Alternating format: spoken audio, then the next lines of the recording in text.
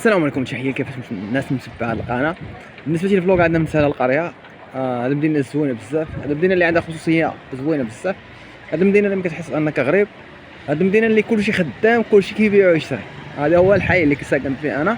الميزه اللي في هذا الحي هو كون ان كلشي كيبيع ويشري، ما كيناش اللي جالس انسان عاقل. انتم شوفوا الحمد لله، شوفوا كلشي مفرشان هذا في الشارع، الناس كتبيع وتشري. يعني هذا ما يميز مدينة سنة، وبخصوص ان فيها الناس واخا ناس غراب وكيبيعوا ويشريوا. تحيه لمدينة سلا، وتحيه للناس القرية بالخصوص القرية، وتحيه لكافة الناس اللي كتخدم على راسها، وتحيه كافة الناس اللي باغيه الخير.